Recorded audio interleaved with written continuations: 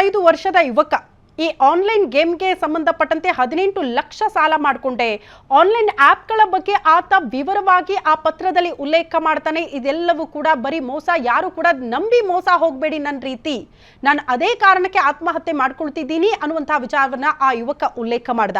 Just ಒಬ್ಬ ಯುವಕನ example ಅಲ್ಲ, ಹಲವಾರು ರೀತಿಯಲ್ಲಿ ರಾಜ್ಯದಲ್ಲಿ ಇಂಥ ಉದಾಹರಣೆಗಳು ನೋಡೋದಕ್ಕೆ ಸಿಗುತ್ತೆ. ಬಟ್ ಎಕ್ಸಾಕ್ಟ್ಲಿ ಈ ಆನ್ಲೈನ್ ಬೆಟ್ಟಿಂಗ್ ಅಥವಾ ಗೇಮಿಂಗ್ ವಿಚಾರಕ್ಕೆ ಸಂಬಂಧಪಟ್ಟಂತೆ ಯಾಕೆ ಹೊಸ ಕಾನೂನನ್ನ ತರೋದಕ್ಕೆ ಸಾಧ್ಯ ಆಗ್ತಾ ಇಲ್ಲ, ಬುಡ ಸಮೇತ ಇದನ್ನ ಮಟ್ಟ ಹಾಕೋದಕ್ಕೆ ಯಾಕೆ ಸಾಧ್ಯ ಆಗ್ತಾ ಇಲ್ಲ, ಇಲ್ಲಿರುವಂತಹ ಕಾನೂನಿನ ಅಡೆತಡೆಗಳು ಏನು, ರಾಜ್ಯದಲ್ಲಿ ಈ ಹಿಂದೆ ಬಿಜೆಪಿ ಸರ್ಕಾರ ಅಧಿಕಾರದಲ್ಲಿದ್ದಂತಹ ಸಂದರ್ಭದಲ್ಲಿ ಇದಕ್ಕೆ ಕಡಿವಾಣ ಹಾಕುವ ಪ್ರಯತ್ನಗಳಾದರೂ ಕೂಡ ಕೋರ್ಟ್ ಇದಕ್ಕೆ ಸ್ಟೇ ತಂದಿದೆ. ಹಾಗಾಗಿ ಇದಕ್ಕೆ ಇಲ್ಲಿ ತನಕ ಕೂಡ ಕಡಿವಾಣ ಹಾಕೋದಕ್ಕೆ ಸಾಧ್ಯ ಆಗ್ತಾ ಇಲ್ಲ ಅಂತ ಈ ಎಲ್ಲ ವಿಚಾರಕ್ಕೆ ಸಂಬಂಧಪಟ್ಟಂತೆ ಚರ್ಚೆ ಮಾಡೋಣ. ಆದ್ರೆ ಅದಕ್ಕೂ ಮುನ್ನ ಒಂದು ಸ್ಪೆಷಲ್ ರಿಪೋರ್ಟ್ ಇದೆ, ಈ ವಿಚಾರಕ್ಕೆ ಸಂಬಂಧಪಟ್ಟಂತೆ ನೋಡ್ಕೊಂಡು ಬರೋಣ.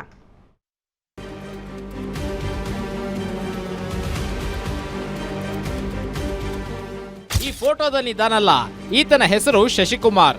ದಾವಣಗೆರೆಯ ಸರಸ್ವತಿ ನಗರದ ನಿವಾಸಿ. ವಯಸ್ಸು ಜಸ್ಟ್ 25 ವರ್ಷ. ಇನ್ನು ಬಾಳಿ ಬದುಕಬೇಕಾದ ವಯಸ್ಸಿನಲ್ಲೇ ಇಹಲೋಕಕ್ಕೆ ಗುಡ್ ಬೈ ಹೇಳಿದ್ದಾನೆ. ಇದಕ್ಕೆ ಕಾರಣ ಆನ್ಲೈನ್ ಗೇಮಿಂಗ್ ಆಪ್. ಒಮ್ಮೆ ಆನ್ಲೈನ್ ಗೇಮಿಂಗ್ ಗೀಳು ಹತ್ತಿಸಿಕೊಂಡ್ರೆ ಏನಾಗುತ್ತೆ ಅನ್ನೋದಕ್ಕೆ ಈತ ಬರೆದಿರೋ ಸುದೀರ್ಘ ಡೆತ್ ನೋಟ್, ಸಾವಿಗೂ ಮುನ್ನ ಮಾಡಿರೋ ವಿಡಿಯೋ ಉತ್ತಮ ಉದಾಹರಣೆಯಾಗಿದೆ. ಈ ಆನ್ಲೈನ್ ಬೆಟ್ಟಿಂಗ್ ಆಪ್ಗಳಲ್ಲಿ ತುಂಬಾ ಜನ ಹಣ ಕಳ್ಕೊಂಡಿರೋ ರೀತಿನೇ ನಾನು ಕೂಡ ಹಣ ಕಳ್ಕೊಂಡಿದ್ದೀನಿ. ನಾನು ಹಣ ಕಳ್ಕೊಂಡಿರುವ ವೆಬ್ಸೈಟ್ ವಿರುದ್ಧ FIR ಕೂಡ ಮಾಡಿದ್ದೀನಿ ಹಾಗೂ ಜಿಲ್ಲಾ ಅಧಿಕಾರಿಗಳು ಹಾಗೂ ವರಿಷ್ಠ ಅಧಿಕಾರಿಗಳಿಗೆ ಈ ವಿಚಾರದ ಬಗ್ಗೆ ಒಂದು ಲಿಖಿತ ದೂರು ಕೂಡ ನೀಡಿದ್ದೇನೆ.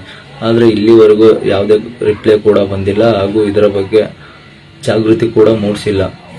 ನಮ್ಮ ಜಿಲ್ಲೆ MP ಆದಂಥ ಪ್ರಭಾ ಮಲ್ಲಿಕಾರ್ಜುನ್ ಮೇಡಮ್ನವರಿಗೆ ಒಂದು ರಿಕ್ವೆಸ್ಟ್, ಈ ವಿಚಾರದ ಬಗ್ಗೆ ಸ್ವಲ್ಪ ಗಮನ ಹರಿಸಿ.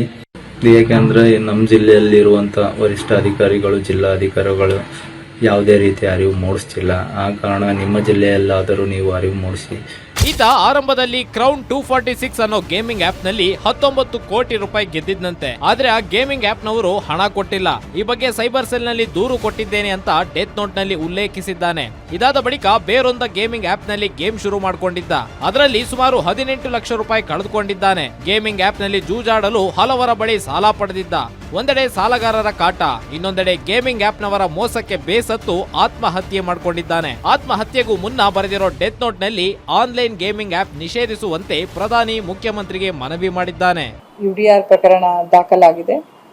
ಅಲ್ಲಿ ಶಶಿಕುಮಾರ್ ಅಂತ 25 ಇಯರ್ಸ್, ಅವರು ಸೂಯಿಸೈಡ್ ಅಂದ್ರೆ ನೇಣು ಹಾಕೊಂಡಿರೋ ಸಂಬಂಧ ಒಂದು ಪ್ರಕರಣ ದಾಖಲಾಗಿರ್ತದೆ.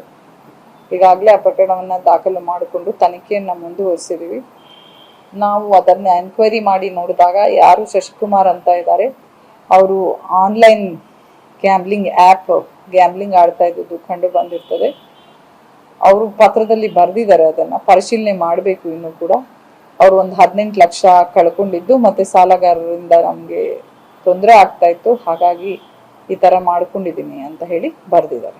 ಆನ್ಲೈನ್ ಗೇಮಿಂಗ್ ಆಪ್ಗಳ ಚಟಕ್ಕೆ ಬಿದ್ದು ಯುವ ಸಮೂಹ ಹಾಳಾಗ್ತಾ ಇದೆ. ಇಷ್ಟಾದ್ರೂ ಗೇಮಿಂಗ್ ಆಪ್ಗಳನ್ನ ನಿಷೇಧ ಮಾಡಲು ಕೇಂದ್ರ ಮತ್ತು ರಾಜ್ಯ ಸರ್ಕಾರಗಳು ಮುಂದಾಗ್ತಿಲ್ಲ. ಮುಂದಿನ ದಿನಗಳಲ್ಲಿ ಇನ್ನೆಷ್ಟು ಜನ ಗೇಮಿಂಗ್ ಆಪ್ ಚಟಕ್ಕೆ ಬಿದ್ದು ಜೀವ ಕಳೆದುಕೊಳ್ತಾರೆ ಅನ್ನೋದು ಗೊತ್ತೇ ಆಗ್ತಾ ಇಲ್ಲ. Mallikarjuna Kaidale, guarantee news, Davanagere.